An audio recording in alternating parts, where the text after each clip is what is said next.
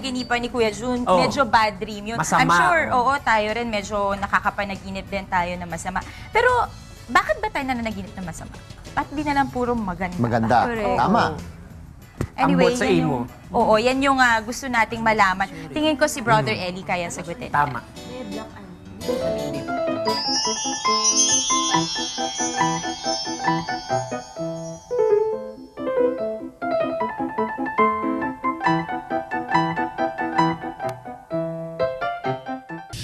Sa Biblia po, meron sinasabi tungkol sa panaginip, kapatid. Tingnan nyo. Sapagkat sa karamihan ng mga panaginip ay may kawalang kabuluhan at sa maraming mga salita, ngunit matakot ka sa Diyos. Ayon, meron pong mga panaginip, wala namang kwenta, walang kabuluhan. Pero ang payo, matakot ka ang wika sa Diyos. Abi po sa Biblia. Kaya, sa Diyos nyo ilagak ang inyong pagtitiwala, kapatid. Bago kayo matulog, manalangin muna po kayo sa Diyos. Ganun po yon.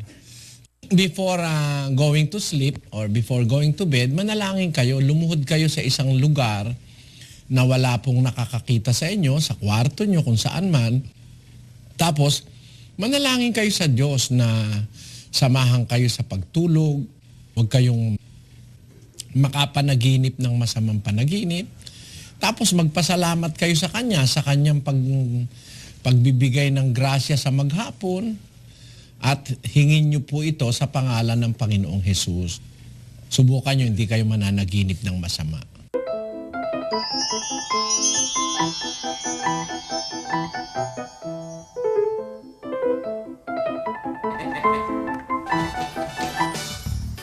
Ayan. So, dapat pala talaga magdasal tayo bago matulog. Diba? Tsaka para maganda yung gising din natin pagdating ng GMK. Gising pa tayo. Correct. Ayun. Magising pa tayo. Gising pa the next day. Napakagaling talaga ni Brother Eddie. Siyempre siya ang Best Bible-Based TV Evangelist ng Dangal ng Bayan Awards 2014. Hoy, Talia. Hoy, makahoy. Halika na, papasok na tayo sa ano mo, sa school. GIS na. Bye-bye, people. Ako rin.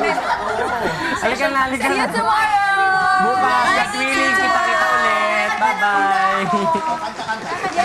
Halika na.